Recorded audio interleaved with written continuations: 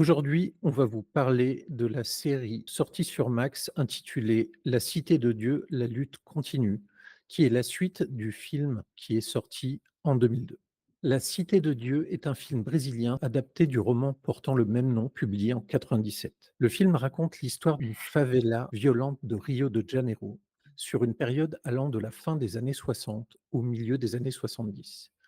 Le personnage principal, Bouscapé, issu de ce quartier, veut devenir photographe. À la fois acteur et spectateur des événements, il témoigne de l'évolution de ce quartier, notamment en ce qui concerne les gangs, l'armement, la drogue et ses amis d'enfance qui ne suivent pas la même voie que lui.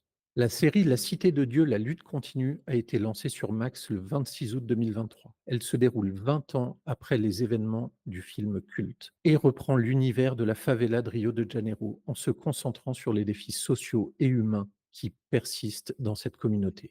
La série suit le personnage de Wilson, anciennement connu sous le nom de Bouscapé, qui revient dans sa communauté après une longue absence. Son retour coïncide avec la libération d'un jeune trafiquant de drogue, ce qui ravive les tensions au sein de la favela. Alors Ouais, on va commencer par parler du film sorti en 2002, que ouais. nous avons revu, Greg et moi. Et je vais peut-être te faire te répéter, par la suite, Greg, mais je pense qu'il est indispensable pour tout bon cinéphile d'avoir vu ce film, au moins une fois. Oui, de que vous vouliez voir la série ou pas, et il faut voir le film. Le film a été marquant quand il est sorti et le film est vraiment quelque chose qui est resté dans la mémoire des cinéphiles, je pense. Et en plus, en général, il y en a qui vont dire: «Non, c'est pas vrai», mais en général, en tant que Français, on n'a pas vu énormément de films brésiliens, donc c'est toujours intéressant de voir un excellent film brésilien. Comme ça, on peut se la péter en disant: «J'ai vu un film brésilien». Exactement. Et effectivement, c'est super intéressant de voir, bah, comment est l'environnement des favelas et pour le coup, on est vraiment immergé, avec ce film, on est vraiment immergé dans les favelas, Et sur à peu près 20 ans en plus. Au début des années 60 et on fait les années 70 aussi, donc on est, sur un truc un peu, entre guillemets, «historique» sur les favelas. Moi, ce qui m'a marqué sur ce film, déjà, c'est la scène d'introduction, heu Allez, et du coup, la réalisation, globale de l'ensemble du film. Tu peux peut-être en parler, Greg? bah, la en fait, la scène d'intro, c'est un peu, ça vous annonce déjà que ça va être, rythmé, ça va bouger, la caméra va bouger, le montage va être, rythmé et en fait, c'est ce qu'on retrouve pendant tout le film. Pendant tout le film, tout est très rythmé, très inventif, la caméra bouge beaucoup, beaucoup, mais pas pour n'importe quoi, hein et c'est peut-être la différence qu'on aura après sur la série et après, en ce qui concerne l'image en elle-même aussi, il y a un travail de teinte et de couleur. Qui correspond certainement aussi à l'époque, années 70 et tout, mais voilà, il y a un gros travail aussi sur la couleur, sur la lumière qu'on retrouve dans le film. Donc ce qui est intéressant effectivement, c'est qu'on suit, dans ce film, un personnage qui est, Bouscapé, qui, bah, qu'on voit tout jeune et qu'on voit évoluer au fil des années et ce qui est intéressant, c'est que et si je me trompe pas, c'est que c'est lui le narrateur du Oui, film. il y a une voix off en effet, régulièrement pendant le film et c'est lui. C'est le narrateur et du coup, on suit en fait sa vision, de l'évolution, de la favelas, de son entourage et sa propre évolution. Ouais, parce qu'en fait, ce qui est intéressant, c'est que Bouscapé, ne rentre pas dans la violence de la favelas, mais ne fuit pas non plus la favelas. Donc il est toujours très présent dans la favelas, il vit de la favelas avec la favelas, mais il est plus observateur de toute la violence qui apparaît dans la favelas. Alors en termes de violence, effectivement, on est plutôt bien servi parce que c'est, comme disait Greg, c'est très rythmé. Il y a pas que de l'action, mais malgré tout la réalisation fait que, les enchaînements entre les différentes scènes se fait, de façon fluide, mais aussi de façon super dynamique et on voit effectivement du point de vue de Bouscapé, bah, les rivalités, entre les différents gangs de la favelas, et également ses amis qui, évoluent, plus ou moins bien, au sein de l'histoire. Donc En fait, tout le côté nerveux se calme un peu dans le film quand les quelques fois, il y en a peu, mais les quelques moments où il est à l'extérieur de la favelas, On se retrouve sur quelque chose d'un peu plus calme, un montage un peu moins nerveux qui correspond, du coup au changement entre la favelas et l'extérieur de la favelas.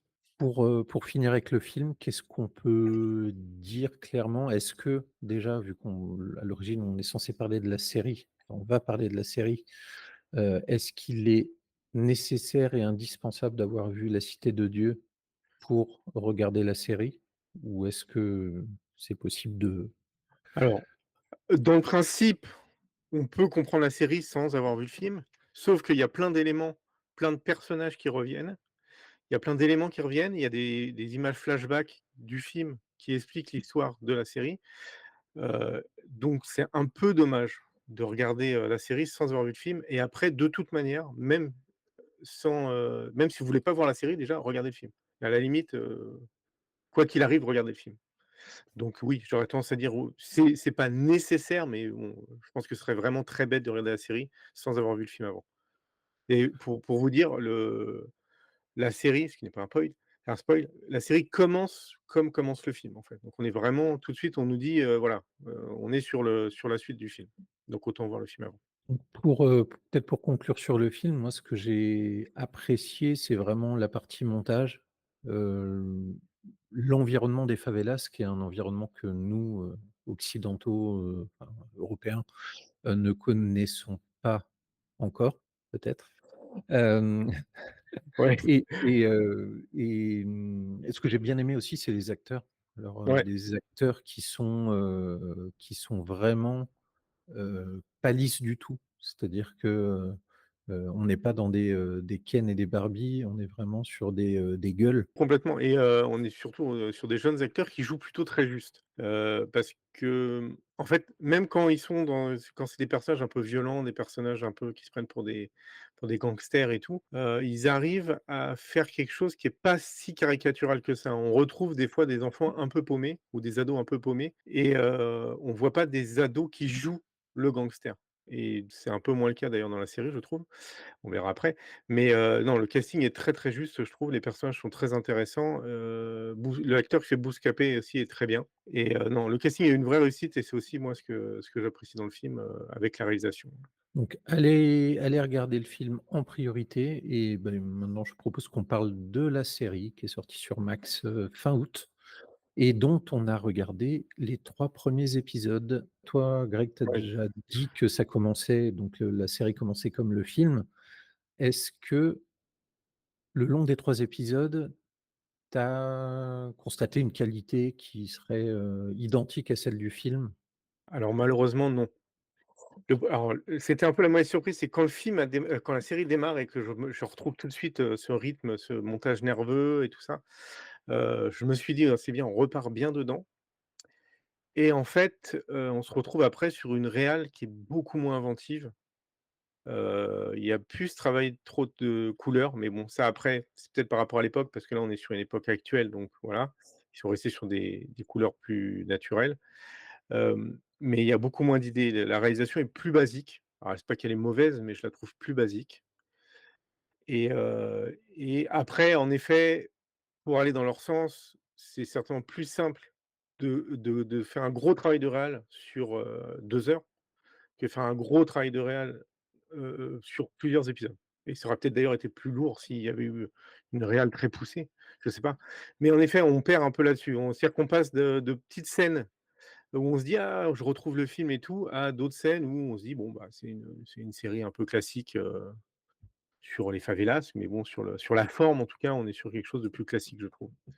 Donc j'ai pas vraiment retrouvé ça, après le fait que ce soit aussi moins nerveux, c'est peut-être aussi le fait que on est maintenant avec des adultes, donc les intérêts des personnages ne sont plus les mêmes aussi et d'ailleurs, on est plus à l'extérieur de la favelas que dans le film. Donc voilà, un peu décevant, ça peut s'expliquer aussi, mais je trouve qu'on repart plus sur une série classique. C'est vrai que la série commence comme le film et très rapidement, elle se normalise, on va dire, elle s'aplanit en termes de réal et de la même façon, j'ai constaté ils utilisent, si je me trompe pas, une voix off, mais vraiment très, très peu, jusqu'à ne plus l'utiliser. Alors je sais pas si, toi tu as constaté ça? Alors, en fait, j'ai constaté qu'il l'utilisait puisque à ce Mmh. moment-là, je me suis dit: «Ah bah, ils font comme Mmh. dans le film». Mais c'est vrai qu'après, j'ai plus fait attention. Donc Mais et en fait, je me demande si, comme pour le générique, ils ont pas voulu donner un peu aux fans du film en disant: «Ouais, regardez, on va faire un peu pareil» et après, bon, bah, après on oublie et puis on fait le truc, normal, quoi. C'est un peu l'impression que j'ai eu globalement. sinon, bah, quant aux acteurs, bah, celui qui joue Bouscapé, moi je l'ai trouvé, bien. Bah, Je faut dire que c'est toujours le même acteur. c'est oui, effectivement, c'est C'est le toujours même le même acteur qui le acteur filme. Il est très bien, ouais. et il s'efface, j'ai l'impression, vis-à-vis des intrigues qui ont lieu. J'ai l'impression qu'on le voit toujours comme une ligne directrice de la série, mais en fait, c'est vraiment une guerre de gangs, donc avec, le personnage qui est joué par Braddock qui sort de prison, qui est un gangster, quoi et Ouais, ouais. qui va retrouver donc son ancien patron, qui est le dont le nom de personnage est Corio, Oui, c'est ça. qui ne le rejette pas, mais qui ne veut pas le faire rentrer dans le business comme il était avant et c'est de cet événement-là, que commence l'intrigue et c'est ce sur quoi les 3 premiers épisodes tournent. Je sais pas si, Si, si, c'est si ça et juste pour information, Braddock est aussi un personnage qu'on entrevoit. Alors c'est pas le même acteur, je pense pas, j'ai pas vérifié, mais je doute que ce soit le même acteur. Mais par contre, c'est un personnage qu'on entrevoit dans le film. C'est pour ça que je disais tout à l'heure, c'est toujours intéressant d'avoir vu le film parce que, on revient dessus et quand on nous le présente, on nous montre que c'est un personnage qu'on a un peu croisé dans le film et donc d'où le la par contre la réelle suite de la favelas. après quant au donc on a parlé de la réal qui était beaucoup moins inventive que le film. Au niveau des acteurs, moi j'ai trouvé que le jeu était correct, mais effectivement, dans La Cité de Dieu, on voit beaucoup des enfants jouer. Enfin ça tourne beaucoup autour des enfants, des adolescents et là on est plus dans des adultes. Donc Honnêtement, dans le film, j'ai trouvé que les ados étaient bien parce qu'en fait, on voyait des gamins qui essayaient de faire les adultes, mais qui voilà, ça rend je trouve que c'est assez réel. Dans la série, je trouve que des fois, surtout des personnages de gangsters, on va dire, sont très, très lourds, quoi. Très c'est de la Ils sont sur de la grosse caricature, on dirait un mauvais film de gangster, des fois, hein. Donc j'ai trouvé ça moins sympa sur le casting. Pas mais tous, hein, mais il y en a certains que j'ai trouvé très, très bof, quoi. est-ce que c'est pas parce que la série se déroule en je crois qu'elle se déroule en 2004, la série. Il me semble avoir vu la date apparaître, un moment sur un des premiers épisodes et est-ce que justement c'est pas tout ce background, des jeunes avec, le rap, avec les films de gangsters qui sont devenus sacralisés comme, Scarface, Le Parrain et cetera. Est-ce que justement, ce jeu-là, c'est pas juste, ce que les gens font vraiment, ce que les gangsters aujourd'hui, les petites frappes font vraiment aujourd'hui? Alors alors si on veut être gentil, on va dire oui, peut-être, mais il y a quand même des passages dans la série où je trouvais que les mecs qu'il y a des gars qui étaient en surjeu à 300. Sur un plan fixe, ils faisaient des grimaces dans tous les sens pour faire genre: «Je suis méchant», Il y a quelques acteurs qui sont pas foufou. Pas tous, hein, mais en comparaison du film, le film était quand même très, très bien au niveau casting. La série est moyenne. Voilà, je trouve qu'ils sont un peu moyens. Les anciens sont pas mal, il y a que 2-3 anciens acteurs qui étaient dans le film, qui sont globalement plutôt bien. Après, il y en a d'autres, voilà, c'est moins sympa et puis c'est plus classique, en fait, donc c'est pas mauvais, hein, mais voilà, c'est plus simple. OK. Après, il y a l'intrigue dont on parlait, c'est-à-dire l'espèce de duel, «père-fils», entre guillemets, entre la personne qui sort de prison et son ancien patron. Après, dans les intrigues qui tournent autour, moi j'en ai noté une qui clairement, j'ai trouvé chiante comme la mort, c'est, clairement la fille de Bouscapé. Tout Oui, l'arc sur sa fille qui est, qui danse, enfin qui veut être une artiste et qui du coup chante et danse, lors des fêtes, dans la favelas. J'ai trouvé ça, mais je pense que le scénariste, il doit avoir un truc, il doit avoir une fille, à mon avis. Je sais pas, je pense qu'il a une fille et que ça le saoule, en fait. mmh, Parce qu'il fait le portrait d'une fille d'une ado qui veut rien foutre, qui veut devenir danseuse, qui fait des danses très limites, dans sa chambre avec ses copines, un peu voilà. Donc je pense que ça a pas un grand intérêt. Je pense qu'il a voulu faire une petite photo un peu des ados, pour le coup un peu plus actuels que 2004. mmh. et voilà, je pense qu'il a voulu faire une petite critique. Après, en effet, c'est pas le truc le plus intéressant. Ouais, Mais je parce pense que que c'est pour faire un truc générationnel, en fait. Il a voulu faire un petit portrait générationnel, je pense. OK, bah, je suis content, que ma fille soit pas de cette même génération, parce que quand j'entendais les paroles des trucs, genre, «Mets-la moi bien profond» et cetera, je Ouais, bah, ouais, ouais, c'est ça, ouais. mmh, Donc non, je pense que c'est pour critiquer une partie de la génération, en fait. donc alors, j'ai cru comprendre à peu près quelle allait être ta réponse, mais je vais quand même te poser la question. Après ces 3 premiers épisodes, est-ce que tu continues la série ou est-ce que tu la continues pas? Alors, je sais pas trop, en fait. J'ai pas trouvé que c'était en fait, j'ai eu une énorme déception par rapport au film. Voilà, donc si en comparaison, j'ai été très déçu par rapport au film. Le film est vraiment un très, très un grand film, quoi. Donc là, on retombe sur une série qui est sympathique, un peu caricaturale, qui se traîne un peu des fois, elle est pas mauvaise non plus, donc c'est vrai que je suis un peu dans le doute, possible que que je retente encore un ou 2 épisodes, histoire de voir. Mais je suis pas super emballé, je suis pas non plus dans le rejet. Mais en tout cas, tu demandais si fallait avoir vu le film pour voir la série. À la limite, j'ai dit: «Oui, il faut voir le film, dans tous les cas, faut voir le film».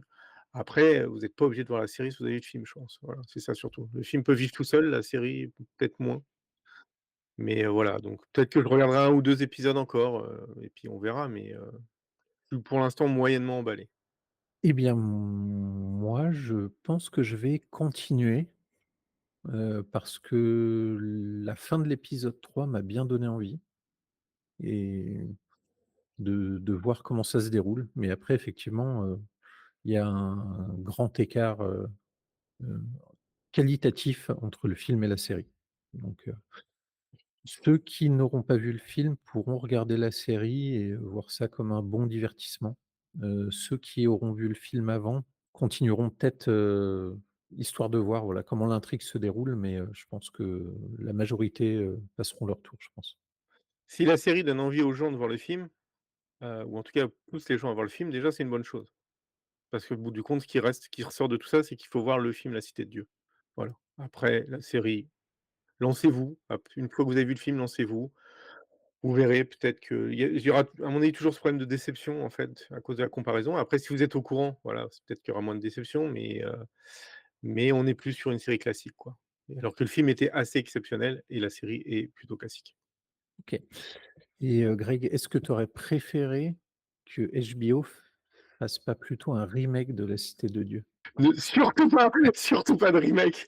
Un remake, tu veux dire un truc genre avec qui, par exemple? Avec, Avec James McAvoy, dans le Jason rôle de Momoa, Bouscap. ouais, James McAvoy, ouais, dans le rôle de Bouscapé, ouais, pourquoi pas. Ouais, non, je pense pas. Non, non, des pires la série est pas mal du coup.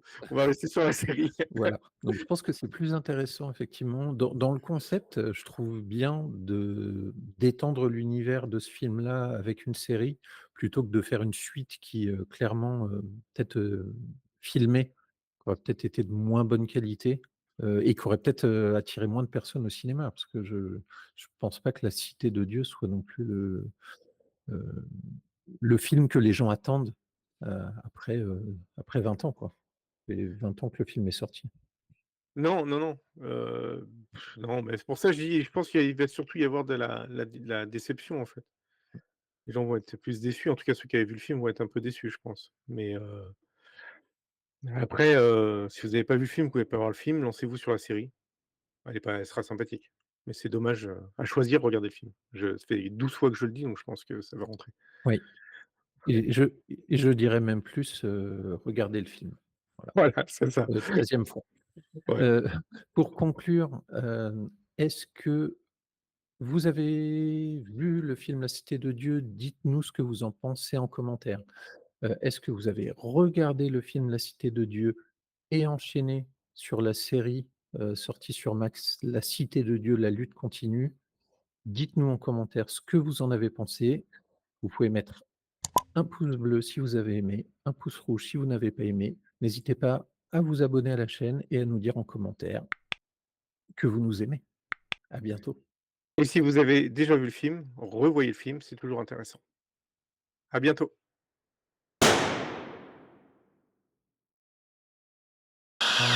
Abonne-toi à la chaîne pour ne pas manquer les prochaines vidéos.